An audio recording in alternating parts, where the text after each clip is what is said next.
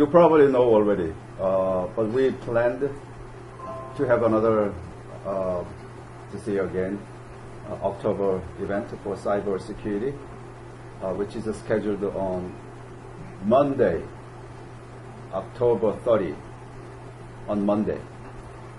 We do not have class on Monday, therefore I cannot enforce you to come, but I encourage you to come.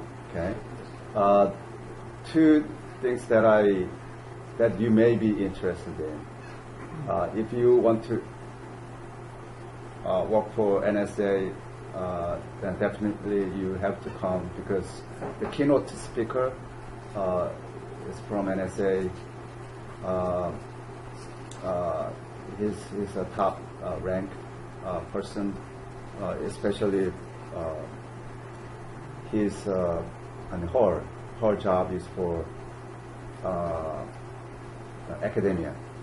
So she may help you a lot. For that, you need to prepare a resume. Okay, make a good resume. As I guide in another class, when you write a resume, do not write a resume like departmental store style, which means you display all the skills and knowledges and coursewares that you know, and then the recruiter, you can ask recruiter, hey, do you have anything interested? Then you can buy it. That is not a good approach. Okay, you have to sell more aggressively. So not displaying all that you have, but you have to focus on something that they are looking for. Okay, and also you have to demonstrate the skill sets. If you listed them on your resume, you have to show something to them. Okay, that is very, very important. We used to have a 1 month. You can prepare some. You can prepare some portfolio if you like for 1 month. Another thing is that on that event, we also invited recruit company. If you want to work for civilian,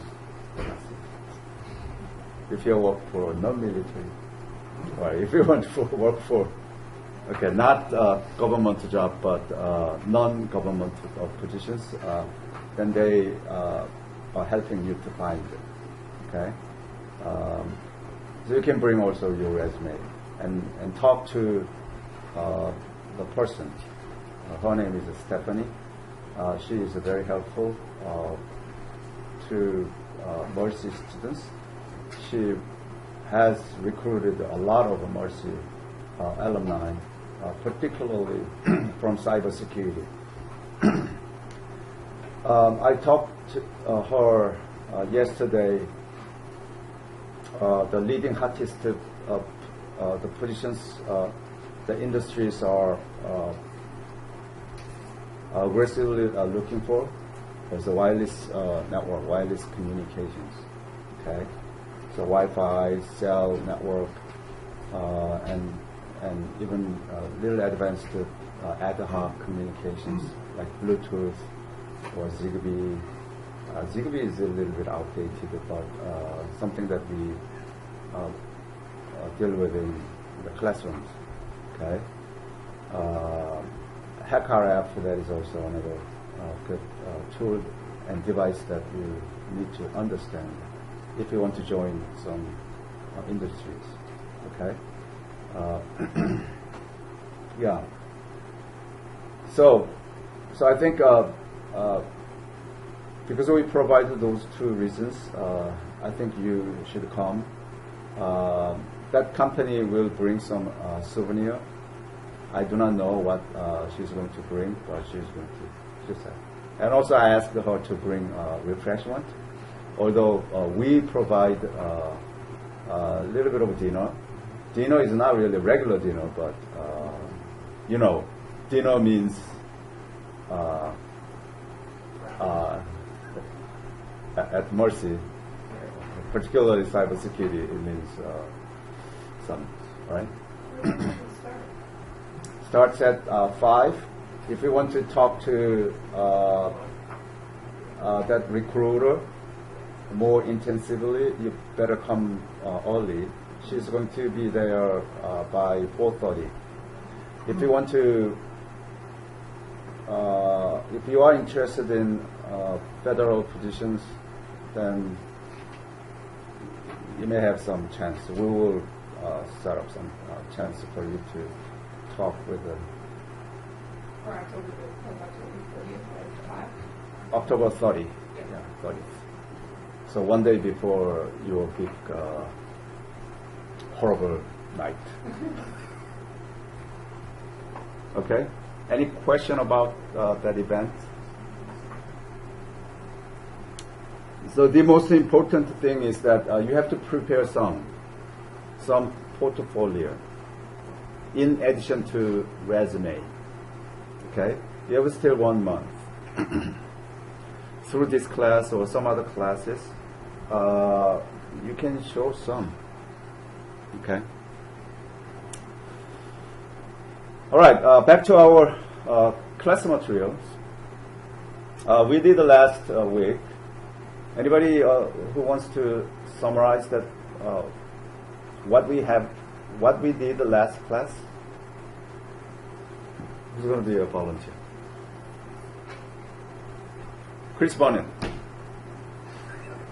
Can you speak out loudly? And you can help our students to remember.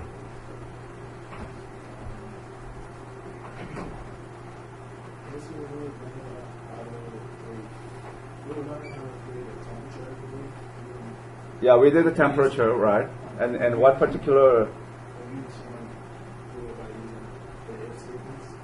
Yeah, we did some conditional statements, if statements, right? So for what is it? I think that is this, right?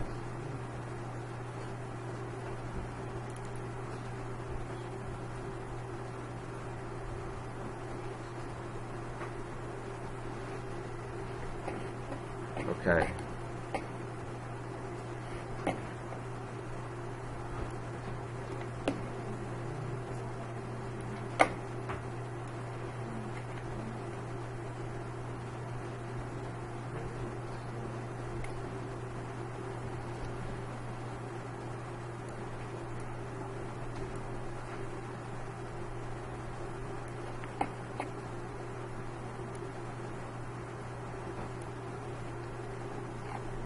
Right.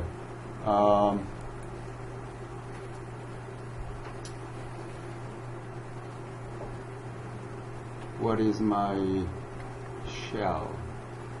I think, let me set. I have 3 shells, Python 2.7, and Python 3.5 from Anaconda, and then Python 3.5. Let me bring up 3.5. This is 3. Oh, this is 3.6. So let me show you. This is 3.5 or 3.6 from Anaconda.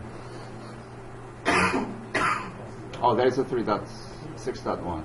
Okay, that's fine. So let me let's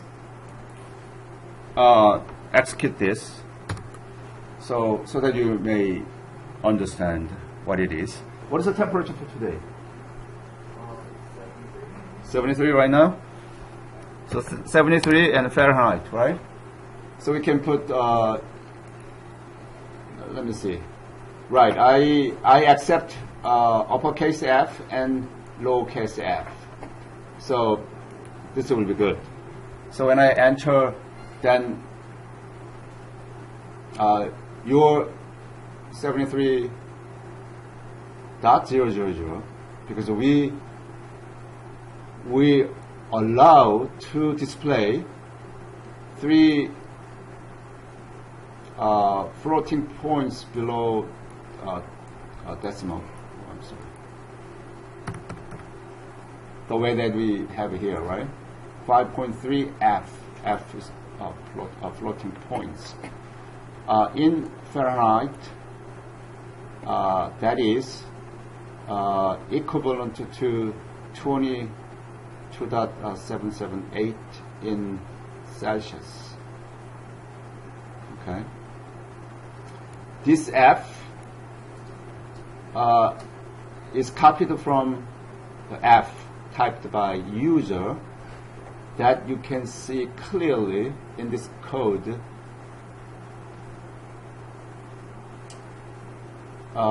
Here, enter a temperature, then these two values are taken into this variable user temp. Then this user temp, because two values, we split those two values based upon white space. Alright? And then first value, after the splitting, we take that value as this variable, user val, and then second one as another variable called the unit indicator, unit indi. Okay, so we play with these two variables. So first thing that we do here is print. Anyway, we print user input value in. See here, this is a print format. If you look at here in the argument, the first argument is this. That argument is in the print statements. If you look at that arguments carefully, then that argument consists of two parts. First argument consists of two parts. First part is in double quote. Are you guys listening? You guys are so busy from the morning doing something else. No? Oh, great. I know you do, Chris. Not you, Chris. We have two Chris. Who's a big Chris? Chris who's small.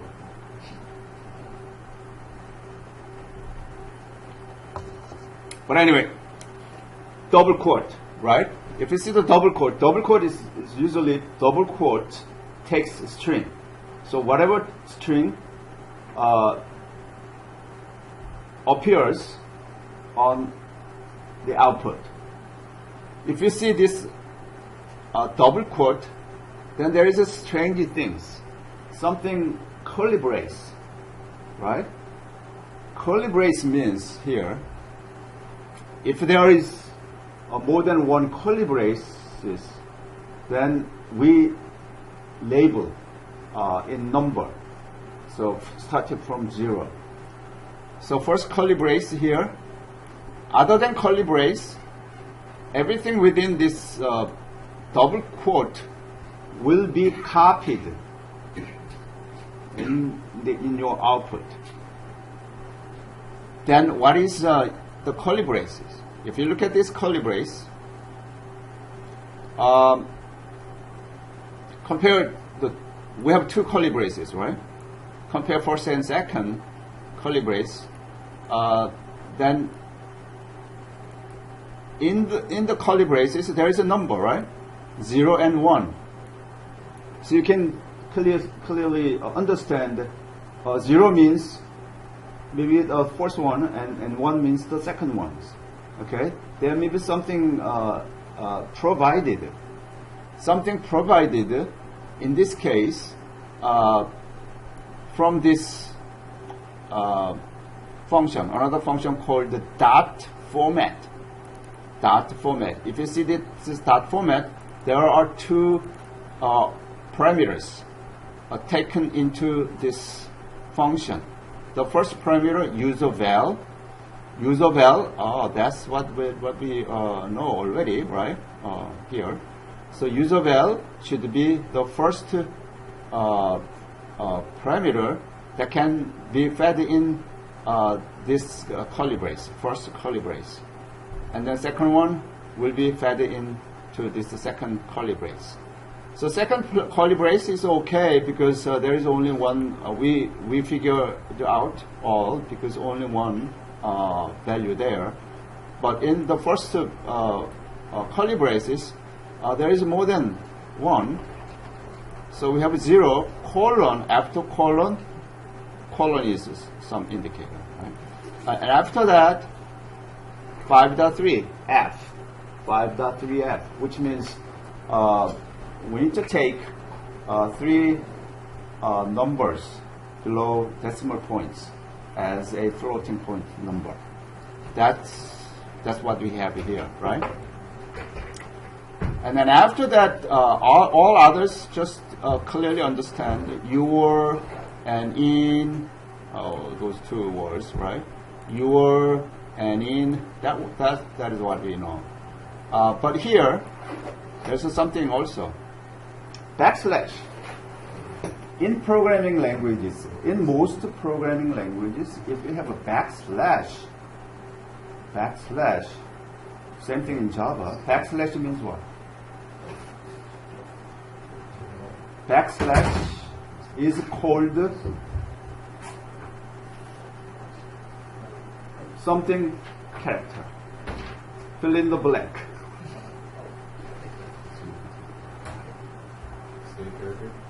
Escape character. It is called the escape character. Okay? What it means is that it's not character, so don't try to copy it. Wait a minute. Let's escape here, and we need to evaluate something after that. But it says there U means Unicode. Okay, from this time, let's take a look. Let's see that there is a Unicode. Unicode 00B0 in hex code. 00B0 means a symbol, degree symbol. Degree symbol is a superscript circle, right? That's what you can see here. It's not really clearly see, but that is that, and the other one here. This is what we did the last class, right? So let's try one more time. Somebody says, okay, 73. 100% 73. There's an error, right? And another guy says, instead of 73, well, 73 is okay, but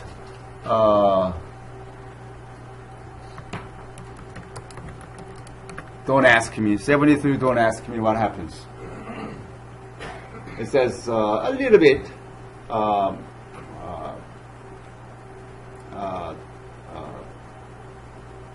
the messages generated from the code, as you can see here. You know that, right? So your unit is illegal, goodbye. But another thing is, if we do here, somebody says, I want to put what is the value, what is the temperature in Fahrenheit, and my temperature is DK, DJKF, JD, whatever, and then Fahrenheit. What happens? It's another error, right? So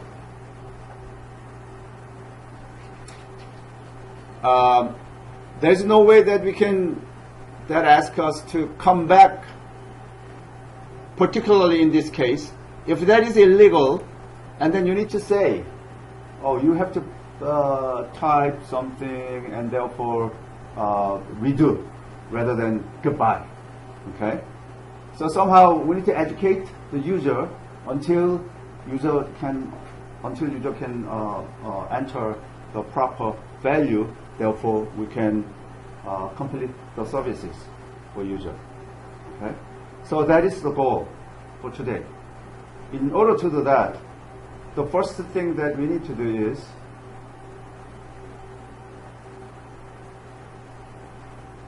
we learned conditional statements last week, right? So this week, what it would be? Another concept of a programming language.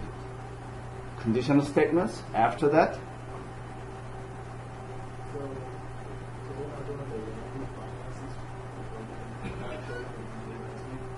oh, Yahoo. Okay. Yahoo stopped serving. I figured that out. Right.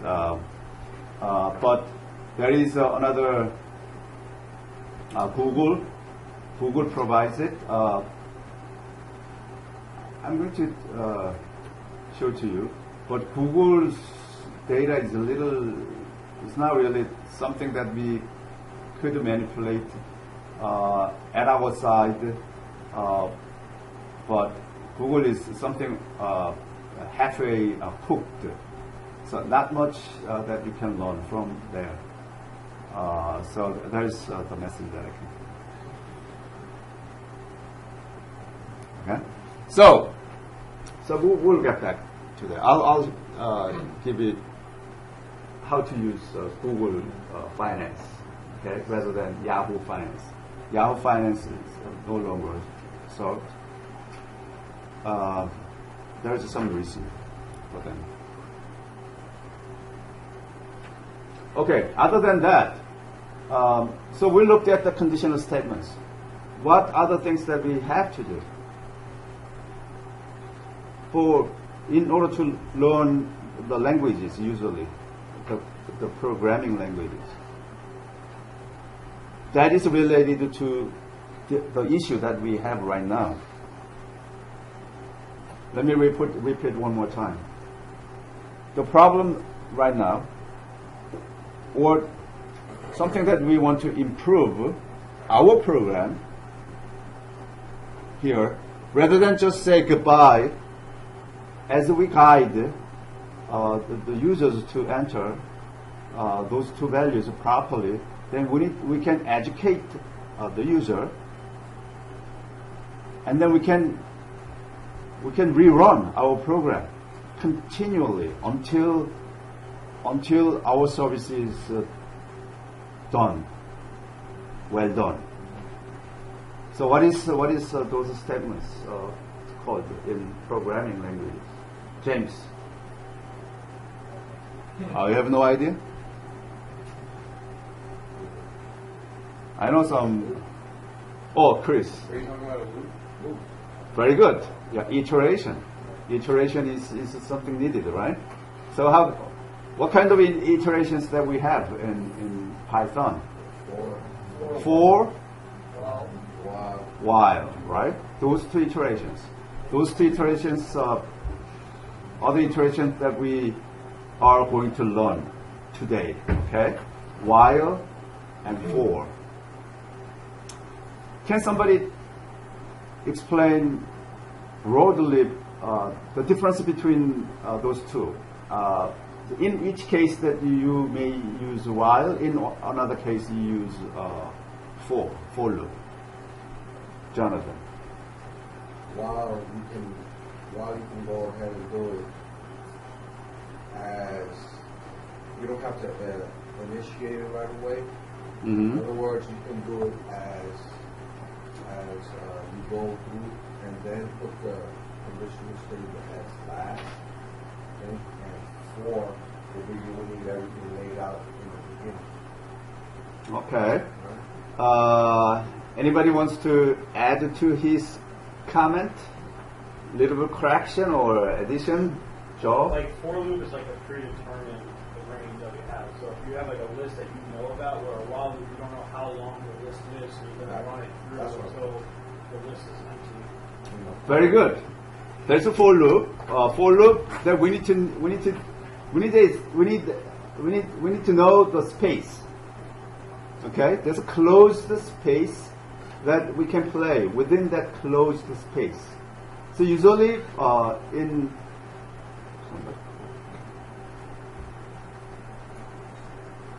where is it? Newcastle? New York. Somebody wants to give me Newcastle. Newcastle, New York. Newcastle, New York. Yeah, Somebody it's- called you. It's in Okay. Chaplin. Okay. I didn't request Newcastle. But if you use a for loop, then we need a closed space, so we can play within the closed space. Okay. So usually the way that you could do is for each element in that closed space, the data type that can usually specify a closed space is a list. So given a list, we can say for each element in the list. Then we can make a for loop. On the other hand, the while loop, as Jonathan explained,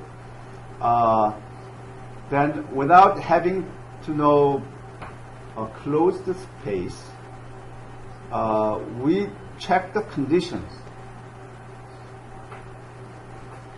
Jonathan says one half of that place of a condition for while loop. While loop is not necessarily check the condition the bottom.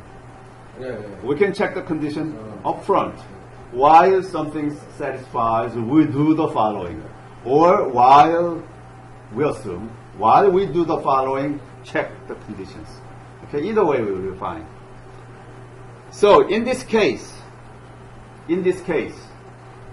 are we going to use a for loop or a while loop? I would say wow. Anybody wants to do a for loop? Both works,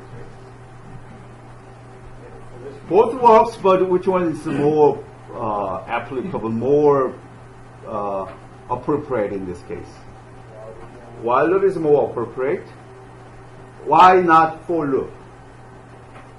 If we use for loop here, as I said, we need to know the closed space. If your policy is that, we can provide only 3 chances, then we can do for loop, right? Like user login, password, then usually ask you to enter 3 times, and if you consume all 3 times, expires, then usually they said come back after 24 hours, something like that, right? So that is another policy. So if you have that policy applied to this, ask user to enter temperature and an indicator of only you have 3 chances maximum. Then we can say for I in 3, right? Range 3. So 3 among 1, 2, 3 or 0, 1, 2. You need to do that. That's for loop. But in this case, if that is not the case, then while loop is more appropriate. So let's try with the while loop.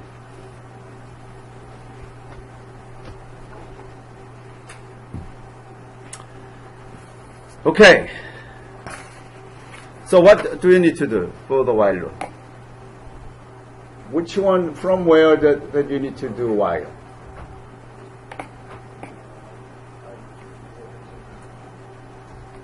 Why do we need to repeat to user to enter?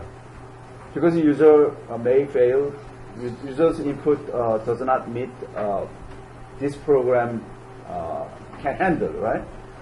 So we have to include this. We need to ask user to enter the temperature, right? So while loop should appear before that.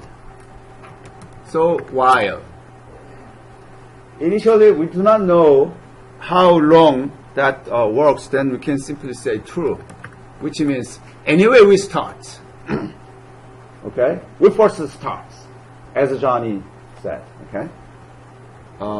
Anyway we start, and everything should be inside. Tab is important, right? So let's put everything inside. In this case, you have to be very careful. some of you may mess up. Everything properly, one more deeper indentation. Every single line should be a one deeper line indentation. Okay? And then save, see what happens. And run here, and we can say 73, and then I can say what? 73 and what? Rather than F or C, right? Then what happens? Oh, it says your 73 in what? Your unit is illegal. Goodbye, and then it says enter a temperature. Improved a little bit, right? Only by adding while true and push into all the statements. I didn't change anything, right? All the statements pushed inside that while loop, and then that much improved. Okay? Here if I said rather than number like that, then still kicked me out. So we need to massage it one by one.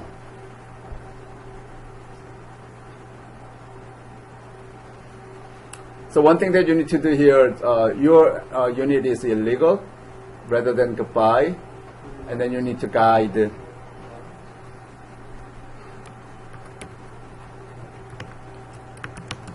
enter either F or C.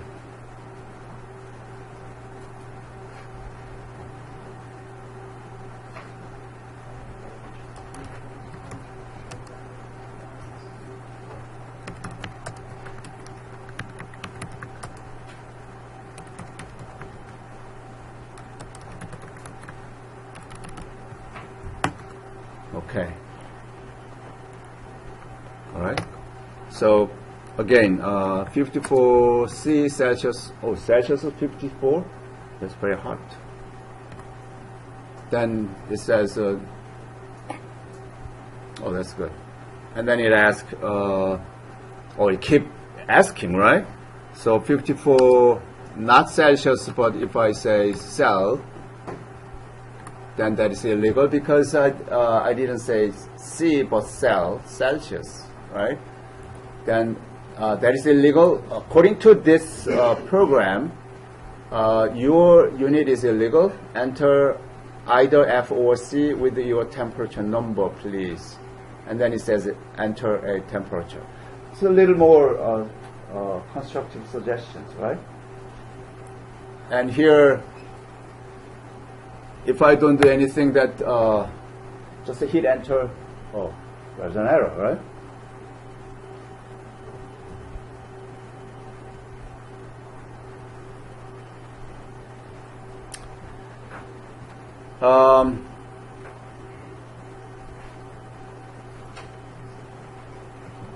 Okay, so what you need to do?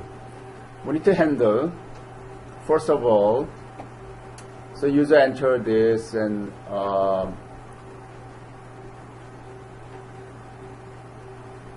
unit it was handled, right? And the next one is the number, right? If it is not a number like this, then we need to take care of it. So what should I do?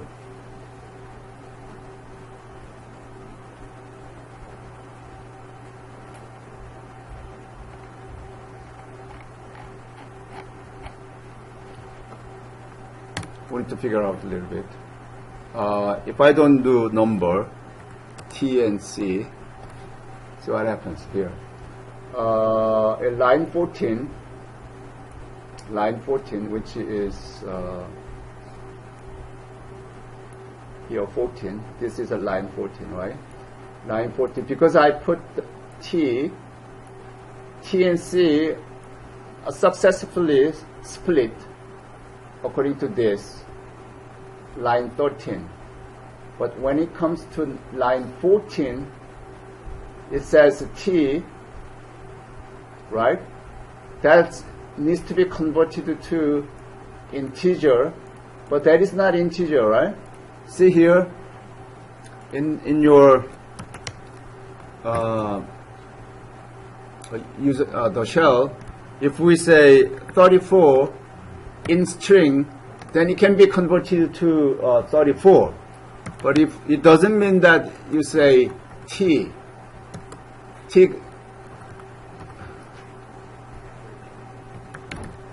let's say tel, can I convert to tel in integer? No, no way, right? 34 could be, right? 34 written now in string, but it can be converted to a number, but not the character. But we do not know, user really follow the guideline like this, the user may type T. Therefore, there is an error. Error comes here. Oops. Right? Error occurs here. So how can we fix it?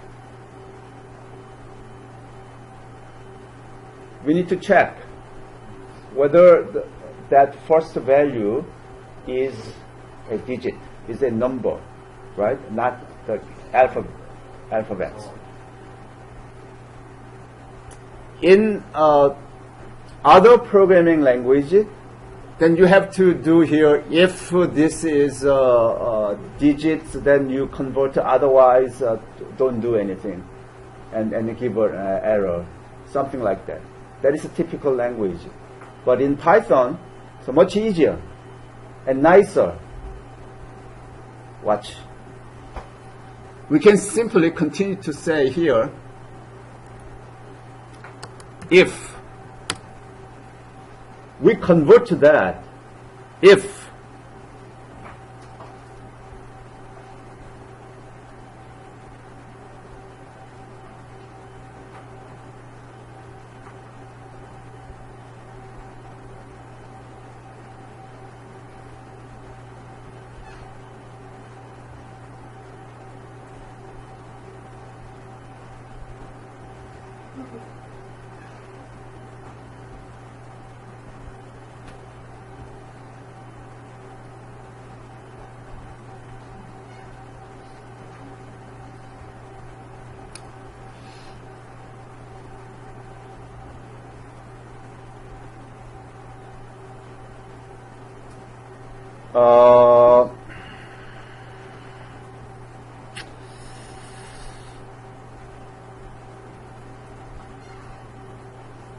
let's do this.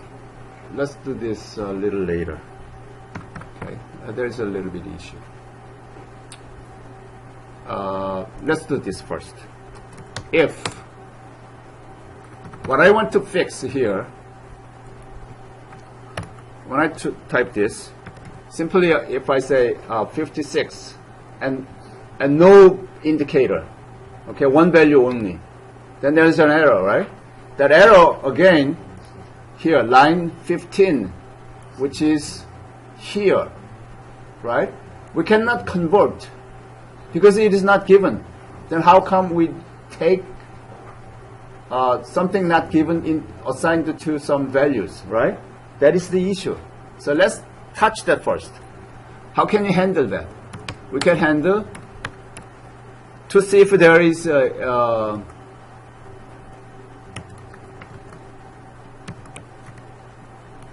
user input, the length of user input is greater than 0. If there is 0, greater than 0, then there is 1. So greater than 1. We need to have two values, right? Not only 56, we need to have some others. So we need to have at least some others, right? If we have some others, then we can convert. Else, print statements. And then enter the temperature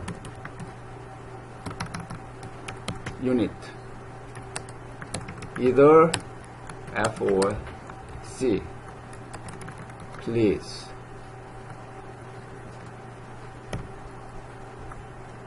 And save. Okay. So what I made here, make one separate line. Because it says line 15, previously it was line 15. There is a problem if there is no value, but this guy says we need to that value assigned to another variable, therefore we can handle that variables somewhere here, right? But it is not given. Accidentally, user may not enter that. Our service is that we need to guide the user.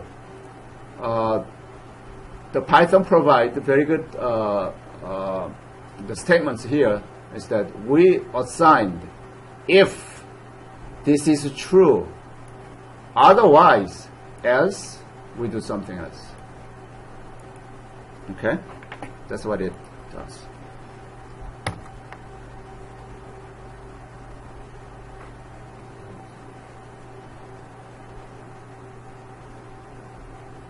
Oh, spell.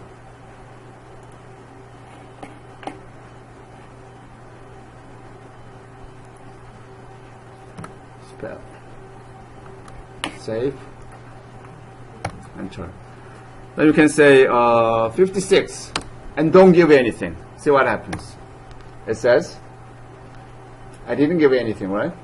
Then it says, enter the temperature unit, either F or C, please. And then we ask, right?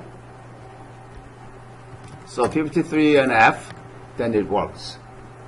It works, right? But it still keep asking. So what should I do? Keep asking. It's done. Done deal, right? See here, your 56 in Fahrenheit is a 13.3 in Celsius. Perfect. Done. And then you need to say, thank you, goodbye, rather than redo this. So,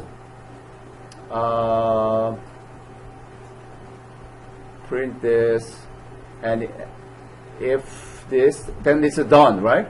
This is done, and that is done. So what should we do?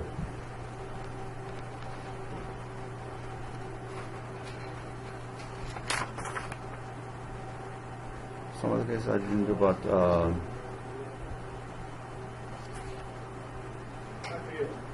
what do we, to minimize the amount of line code, do we want to get rid of the else statement at the end then? If we made that statement above?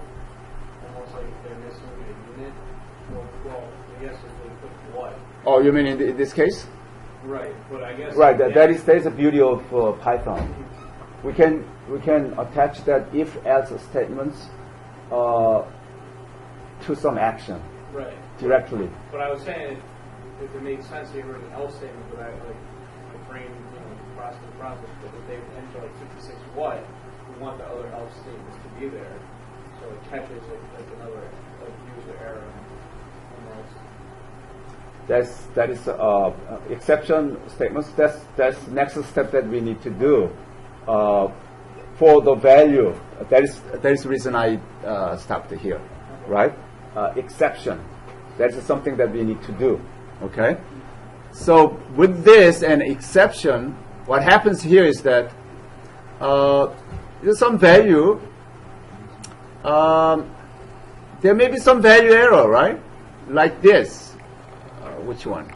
If somebody enter like this, C, okay, rather than value, rather than number, something else. So we need to take care of some exception. So in order to do that, we need to do try. There is a this exception handling available not only Python, but exception handling available in any languages. The idea is this: when user entered unreliable ones, then you can try this, Okay, try this first too, and then if there is something wrong, then that exceptions handled separately. That is what exception handler can do. Rather than specify everything on your code, you can have two different separate functions. I mean roles. One role is you handle your logic, business logic. Another component is that, hey, if there is any exception occurs, then you take care of that exceptions. Like a customer service is in most business, then there is a sales department. And then if some complaints from customers, then there is another department, right? Customer service center. So everything complaints from the customers passed to the customer centers. And then salesperson's role is to sell only, selling only, right? That makes the functions more efficient. Same thing here in programming. Something that we could do directly handle by having the count, the number of parameters, then we can do that. But this kind of, whether we user enter the number or whether user enter the value, and also if that value is integer, so many details here. So let's leave that to exception handler. Okay, that's what we want to do here. So we try first this. If something happens, then somewhere we can say, hey, exception. Okay.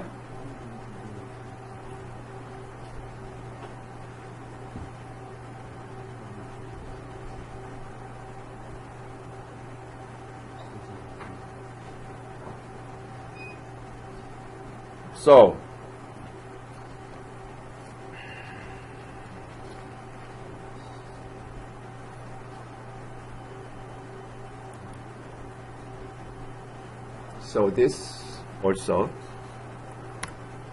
So from here, there we handles user input, right? So try user input values. And if there is some error, we call that except. What kind of except? Value error. So when I type V and it says a value error. If there is a value error, then we can guide. Print and says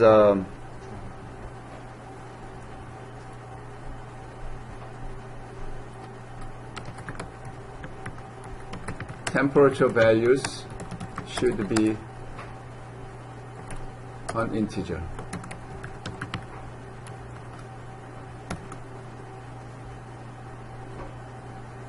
Okay, and then continue.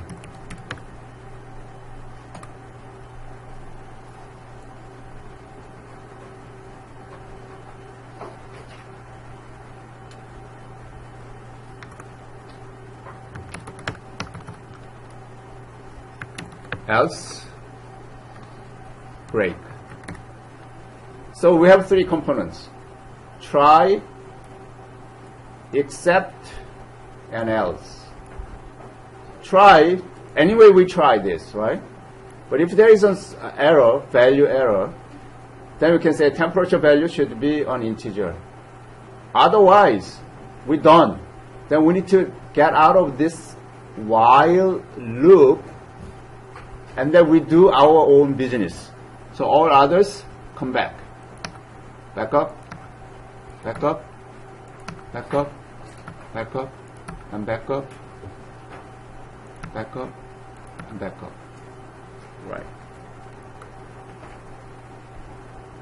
In this way, for loop, while loop handles only the user inputs. Okay, so user input can be sanitized within that while loop. If user input is well done, well accepted, then we do our own business here. We convert conversion business here. So this conversion business outside this sanitization while loop. How can we get him out from this while loop is here, break. Other than break, we continue until user enter proper values. That's what this has. So let's try to run. Oh, this is not yet done. We need to complete that. Okay. So this is a new ones. So previously, if I say FD and F, and it says temperature value should be an integer because this is not a value, right? That is handled. Value error. So we continue, for example, 73 and Fahrenheit. And after that is done. Previously, it continue and continue. Why? Because this business, logic business, was also inside this while loop. Inside the while loop of the sanitization process. So now we separate sanitization while loop and our logic. Our logic is outside. Anyway, if user input is complete and well done, here else case, which means else case, then we break this while loop and do our logic business logic. Okay?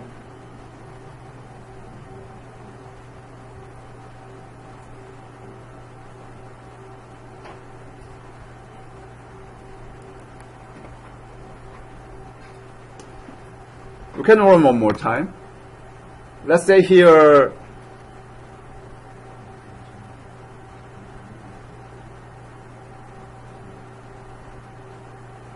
some user says enter temperature. User says simply no, I don't want to do. Hit enter. It's still error, right? What happens is user enter. User simply accidentally hit enter. No value came up. That no value is not handled by this exception. We have to do a little more. And if you see this error message, then clearly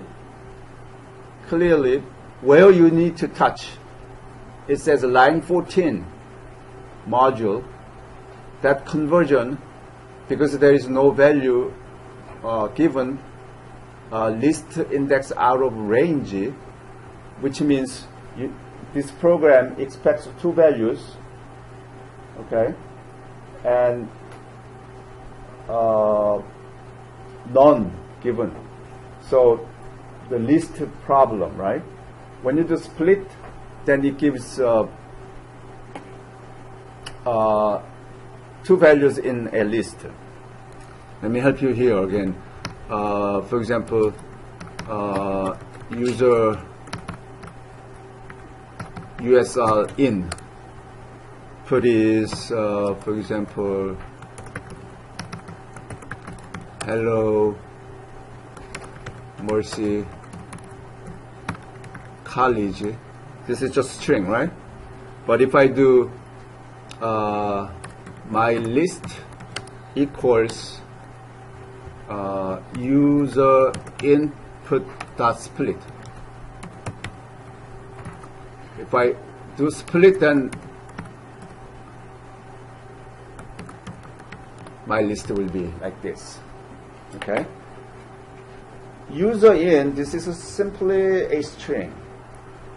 But if I split that string, then simply split that string based on white space. If I don't put anything here, that means white space. So based on white space, I split them. Therefore, the output is in a list. So list contains the word by word in each element, right? So what happens here? We split, right? This is the first element in the list, but there is no. I didn't give it anything at all. Therefore, list index is out of range. This error message comes from the idea of this. Okay? So we need to check if there is a first element at least given. Therefore, this line 14 can be successfully done. Line 14. Line 16 can be done. We already mentioned this, right? So similar to this, we need to do here. If len user input is greater than 0, which means it's given, right? So if this is given, then we convert. Otherwise, else, then you can say some messages. You can ask, do you want to convert your temperature? Then please give values properly. Okay, and save. So if-else statements attached to the action statements here, assign statements. And then somebody says, accidentally hit enter. Oops. What happens?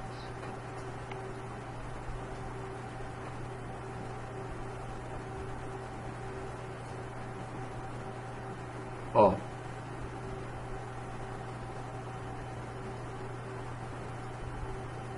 If this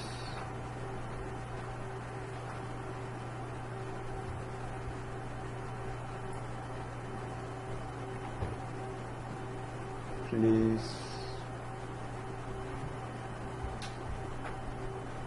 oh, now that is the, now line 25, it came out here.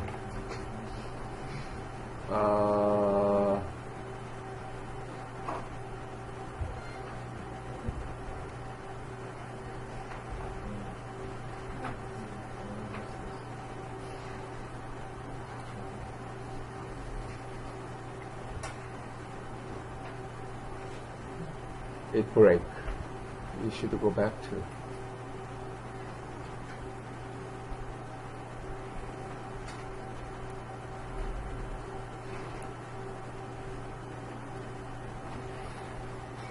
See what I did here.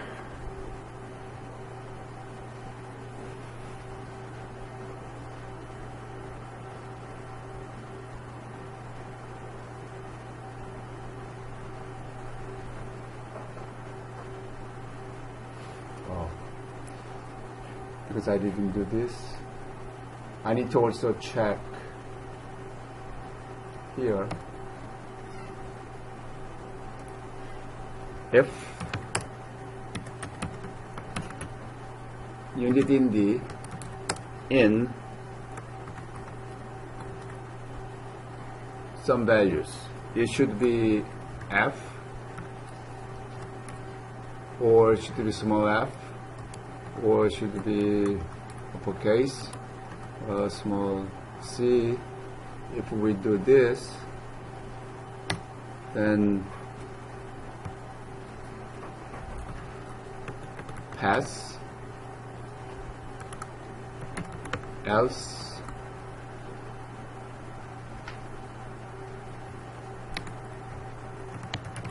print,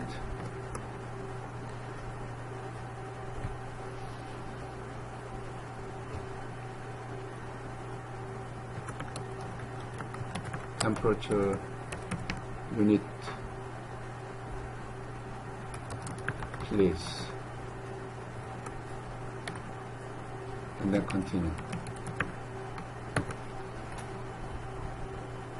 See what happens. Do this and simply hit enter. Yeah.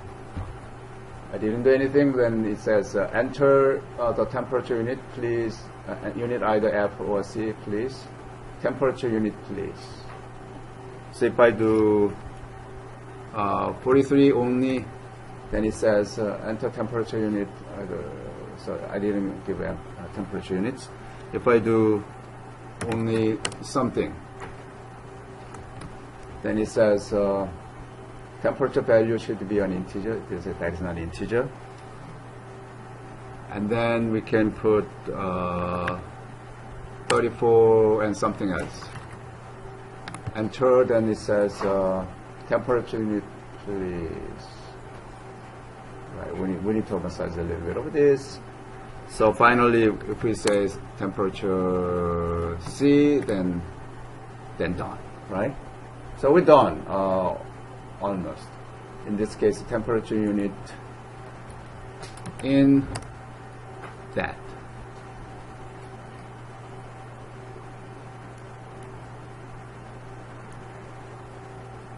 Right?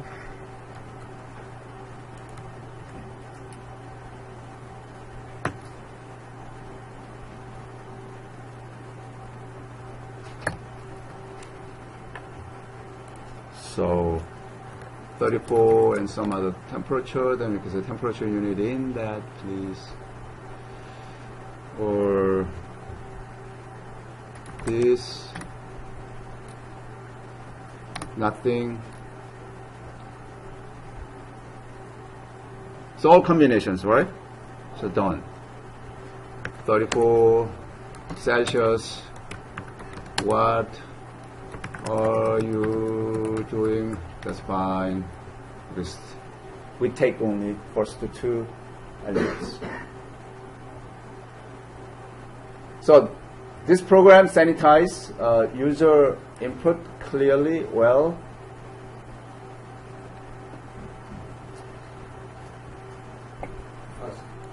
So let me,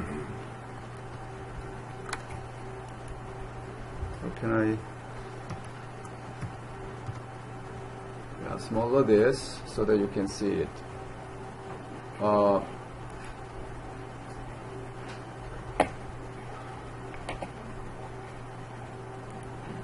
Below this, I didn't touch anything, right, from the last week.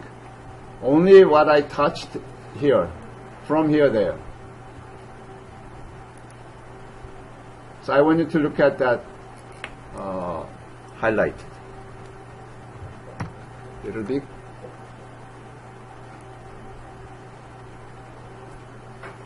Okay.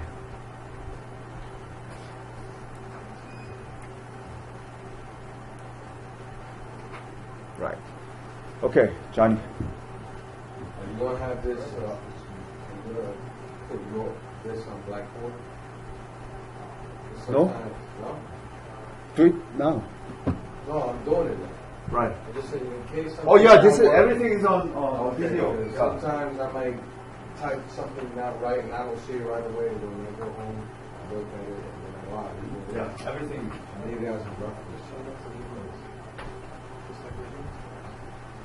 Everything on the video clip. Okay. So summary. In this, what are we going to do? We're going to learn for loop, right? I mean the while loop. In while loop, two things: while loop and then exception handling. The while loop, if you see that, then with the while loop, there is sometimes you can put pass, sometimes you do continue, sometimes you do break. When you do break, then it exit from that while loop. When you do continue, then ask user to come back from the beginning again. That is continue. depending upon the conditions, right? As you look at that. That is a while loop. And then the exception handlings, all the normal steps in that try block. See here, try block, we take user input and split user input into two different variables, right? Then why we do the exceptions. Exception may occur, user never enter any value, user enter the wrong values, right? Not a number or not a specified characters, F or C. That guided here, some details, right? I think that is it, right? So for loop, we'll look at in another program. Okay. In another program, so I wanted to look at this and then we'll take maybe 10-minute break. In addition to this, and also in order to learn for loop other than while loop, and also to learn to read some other sources like files. I can save everything in a file, multiple different pair of temperature and unit, and ask my program to read line by line and convert. In that case, we don't need to do while loop, but for loop. Why for loop? Because a file, if it is a file, that is a closed space. With the user interaction, we do not know when user changes his mind. So we do not know the space, how big or how small. But if it is a file, then that is fixed. For that reason, we use for loop. Okay, for loop. That is the next program. After 10-minute break or 15, if you need a breakfast, go get some. And if you need to catch up this program a little more, look at that highlighted position, the parts, and we'll come back. Okay.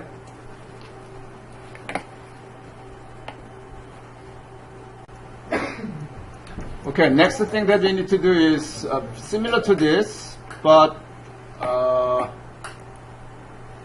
we need to do, let's create another new file by holding down Control button and press N for new, right? This is new. So if you come back here, the previous, I want to copy this conversion to functions. Anyway, that is good, still good. So I'm going to use that here in new ones.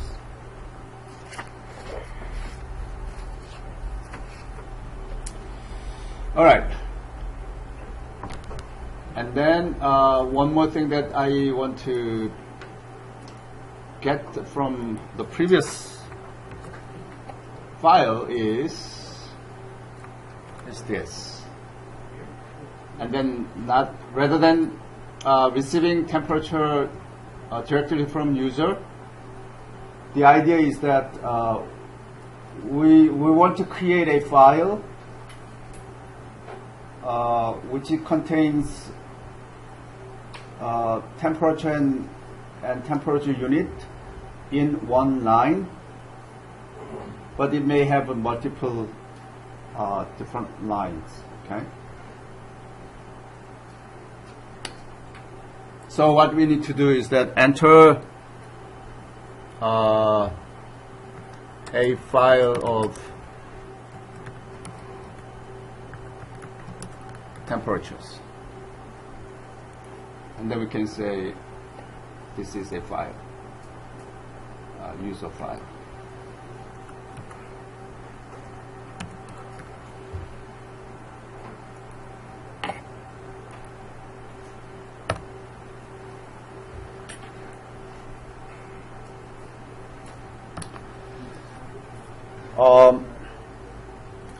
So we need to, if we have a file is in the directory, right? Directory where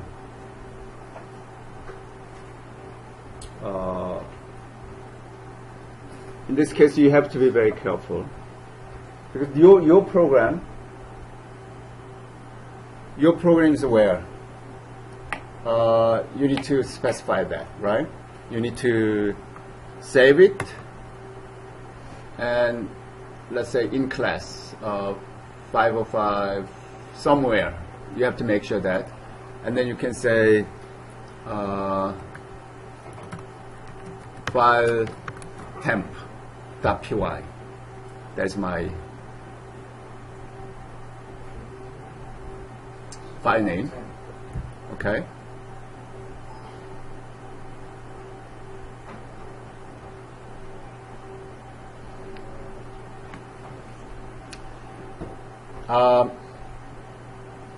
So that is, the input file should be,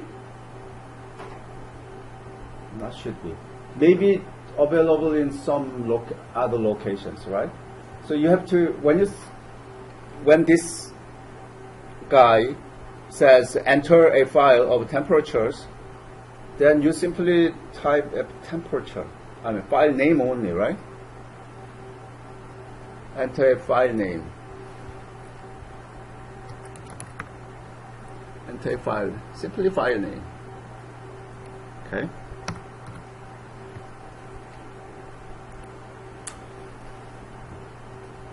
Either you want to specify the complete full path expression of your file location, or if you simply enter a file name, then that file name should be available on the same directory as your program is located, right?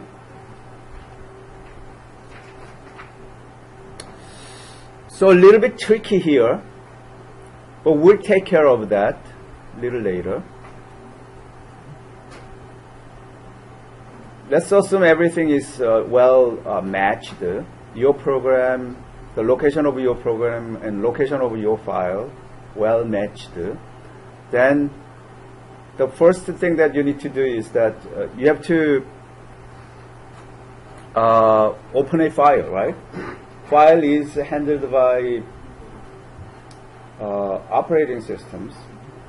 Your program is also executed by operating system. So something that operating system understand should be used here. That function name is called open. Open is not the function associated with any specific package, but that is a very top level global the function name. So you simply open user file.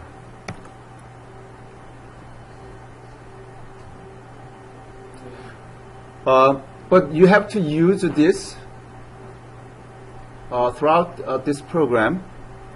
So in this case, you may use the special keyword called with that opening file, and then I call it F. So from there, I simply use F. F means open the file. Okay. So if I comment here, F means the opened file. Okay? That is opened file.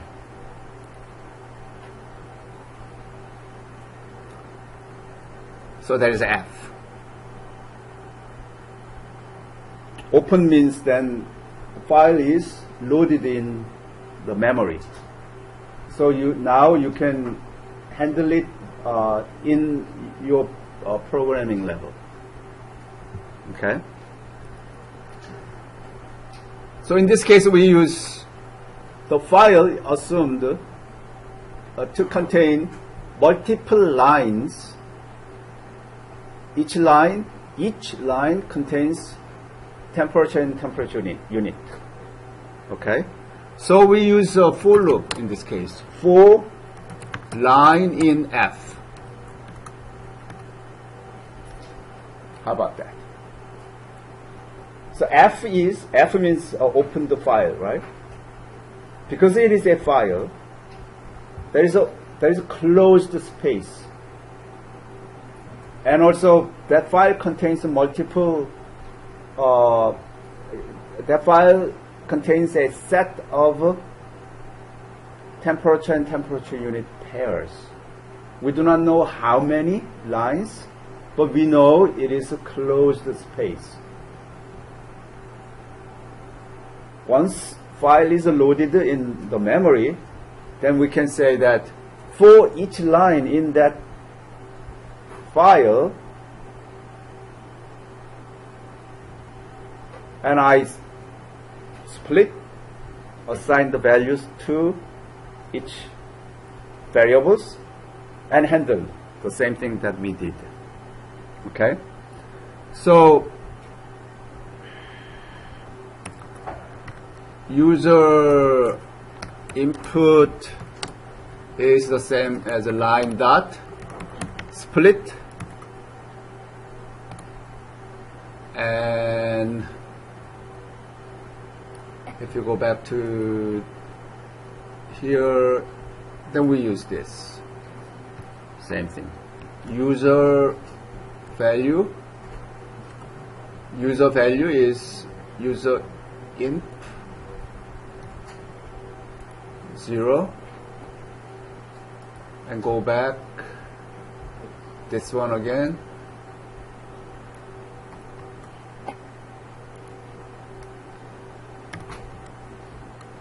Right?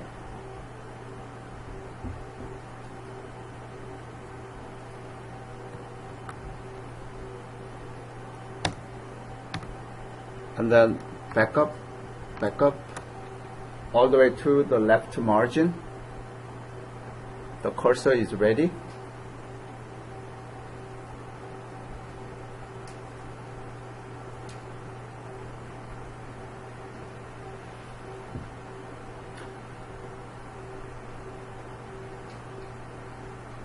No, I think we need to do, right, for each line we need to convert, right? For each line we need to convert.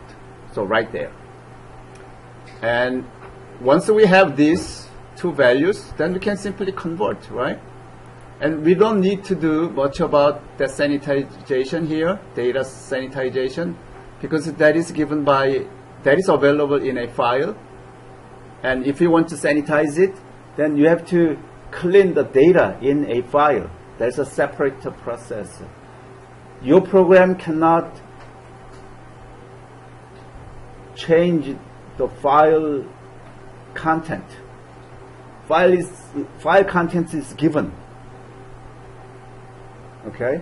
That is although it is a strong assumption, but that is a reasonable assumption in this coding point of view. So we don't have to worry about sanitization. Only the one that we are worrying about is how to locate the file, how to open it, and how to read it. Once it is read, then the rest of the procedure remains the same as before. So you go back, and all the procedures here, just simply copy and paste. that conversion process. Here, copy and paste.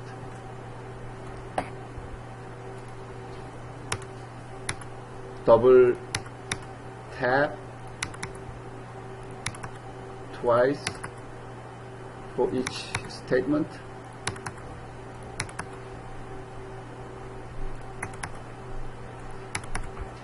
So everything within that for loop.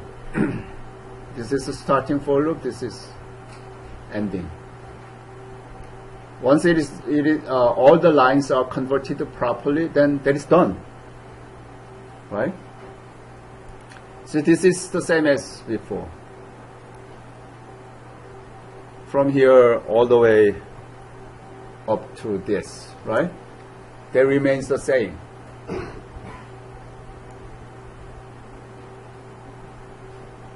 Only difference here is that this ask user to enter file name, and then with the open the file, we read using for loop. So for each line in that open the file F.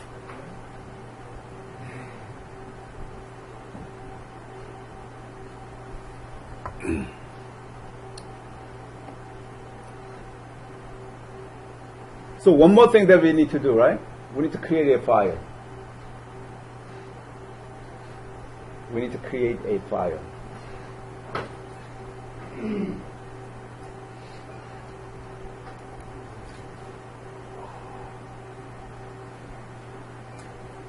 Control N, a file. You can say 34 Celsius, 73 Fahrenheit. What others? 12 Celsius, small. Let's say we need a little more, but 73 Fahrenheit, say New York. 34 Celsius, maybe Atlanta. 12 Celsius, maybe Seoul,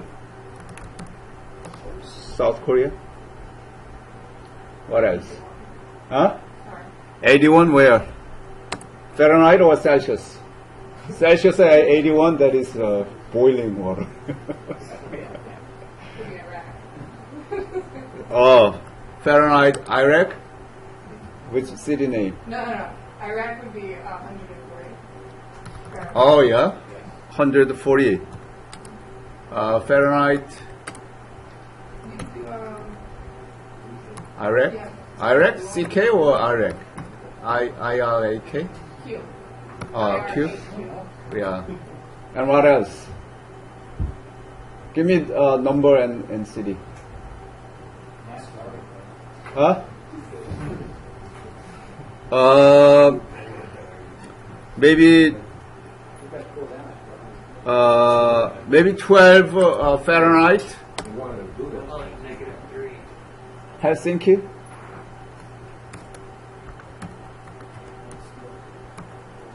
I don't know spell. Is it correct spell? Helsinki. Sounds like.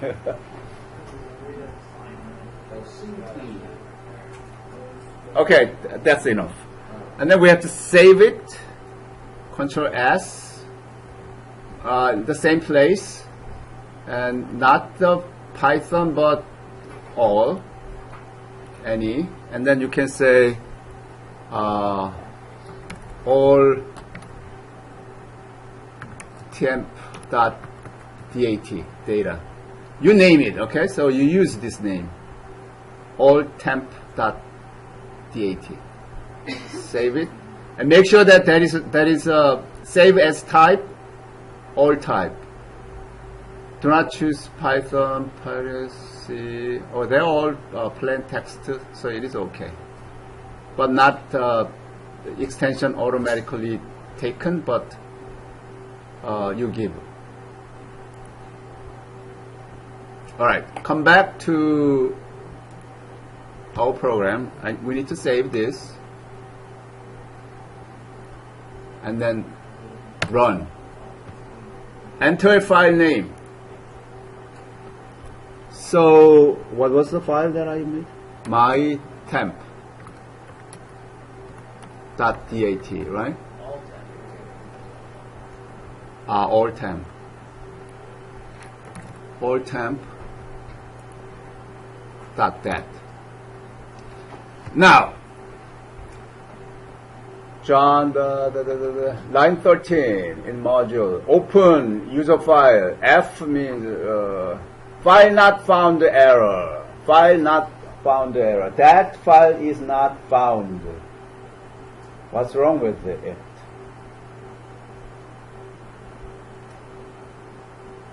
Do you have all, everybody has the same error? If you do not have an error, you are lucky. You do not have to worry about. In that, you may not learn how to fix. For those who have that error, now you have a very great chance to learn, okay, how to match your program and data files. Although physically they are right now in the same directory, but this Paizo does not understand. Probably Paizo try to find the file from somewhere else, right? That is only Paizo issue, not the program issue. You know what I mean? If I run it in the terminal, sorry, but I'm going to give a demo. Make it short. Okay, this is a. I'm going to bring this. Okay, this is a terminal, right? If I run that program here, I don't have any problem. So change the directory. CD John Mercy 505 in class 417 DIL, so that make sure that all temp here and my file or file temp PY here. So I'm using, this is a program, Python program, this is a data file. They are in the same directory, so we don't have any problem. So when I do Python here and file temp.py, and you ask me to enter so that I all temp.dat, then very nicely it changes all together, right? Look at this. I enter this. Oh, your temperature in C, that, oh, so beautiful, right? James, by the way, that is a negative, okay? 12 in Fahrenheit is a negative 11 in Celsius. But that's in Helsinki. if the file has a negative number, would it give you a I negative? think it should work. So, give me negative number. -3. Where? Alaska. Alaska. Oh, it's Fahrenheit, right? Alaska. Okay. Saved it. Where's my... Here. So I'm going to run. Again. All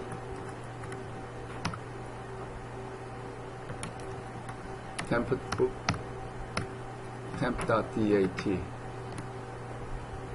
So negative 3 in Fahrenheit is negative 19 in Celsius.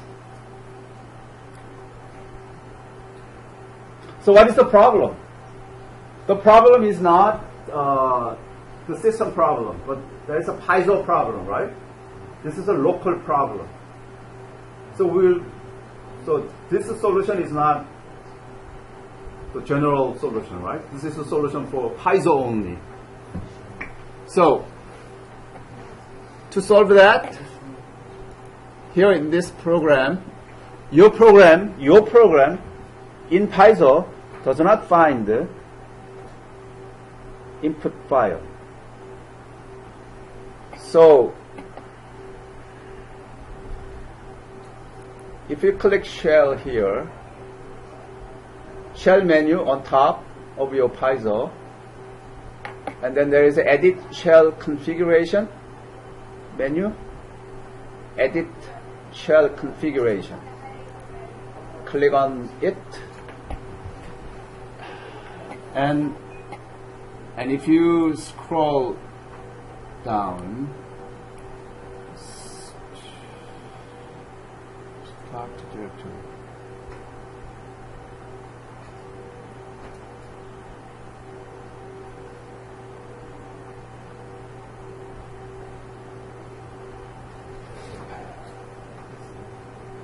I think this is okay. So you have to specify here the right place. It should work. So you have to. Oh, wait a minute. Oh, I'm using Python, right? This is Python, Python. Come back here. Oh yeah, here. Make sure that you have the right shell. If you have a multiple shell, then click the right shell. That remember that we chose this, right? I still remember that. And when you come back here, start up script. This one. My Anaconda Python starts up here. Oh, that disappeared, right? So I need to fix this. All right. So where is it? This, right?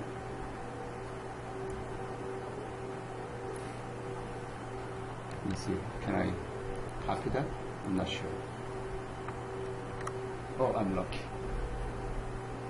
So you need to get the path. If you do not know where you can get, then you need to have your Windows browser and go to the directory where you save, and on the text box in the top you click once, then everything is highlighted. Okay, and then Control C to copy, and then come back here to paste, and then done button. Come back here, Control and all temp.dat.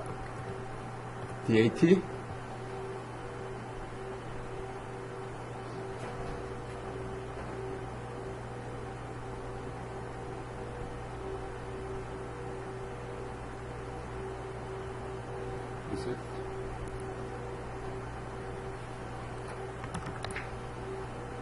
All temp.dat. Search by word. All temp.dat.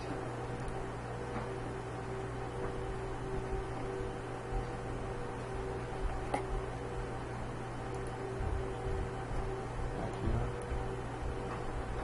Oh, it wasn't. Oh, here.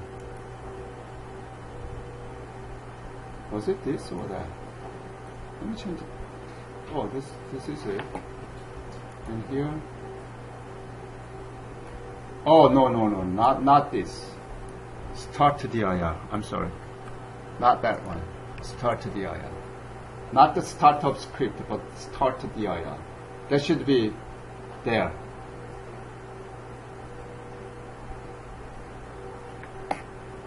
This, I think you can leave it. But start to dir, that should be set for the directory. We come back here. And all temp.dat. Oh, still not. Why? Let me restart. The shell here, I'm going to create the shell, one particular shell, and come back here. That's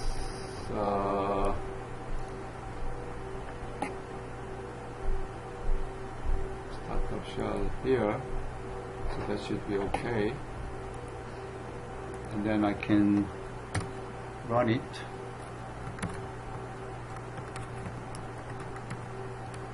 Okay. So, well done, right?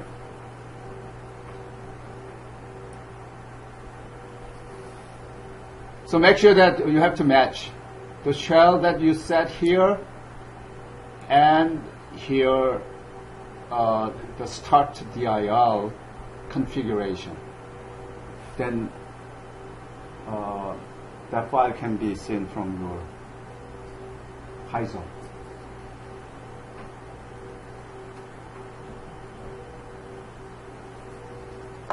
Okay? Can you just go over the last step again? About like restarting the shell? Shell configuration? Yeah. Okay. First thing is that you make sure that you choose the right shell. In my case, it's 3 shells. Let's say I chose the first shell. This is not Anaconda shell, but the first shell. That is a shell. And come back here, because that shell is assigned to this, my source code. Come back here, shell command. There is a menu called Edit Shell Configuration. And make sure that that tab is clicked, not Anaconda Python, but just Python. And come back, come down to the menu where there is a Start DIL. You need to specify that one.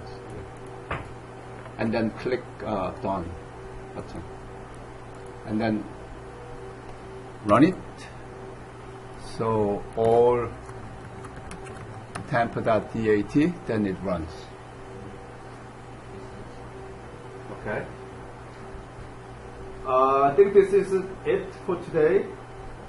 I'm going to post a little bit extension of the homework. Okay. What is the homework? Homework is a little challenge. Okay. Here, I want you to put this. I want you to read all the cities, and then what you need to do is that your 34 degree in Celsius at Atlanta is that. You need to put here all the city names. One tricky part here is this. If you have one name, no problem. If you have two names,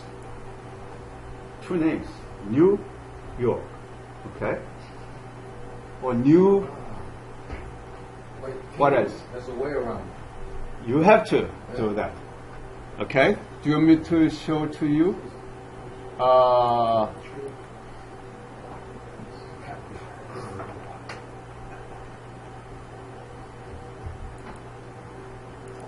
Professor, you capitalize the Y.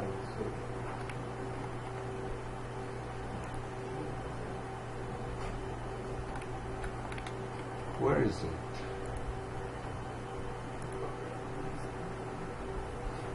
Okay, here. So I'm going to run this. Watch. And then if I do all temp.dat, this is what I want you to do. See here, temperature at your degree in Celsius at Atlanta, that your 73 in Fahrenheit at New York, Seoul, Iraq, Helsinki, at Alaska. And then at last, I want you to list all city names. Atlanta, look at here, New York, okay? 2 words in one city name. Okay? Yeah, this is a homework. Somebody look at this, right? So there's a multiple tricks. I want to see what trick that you could have, okay? From here.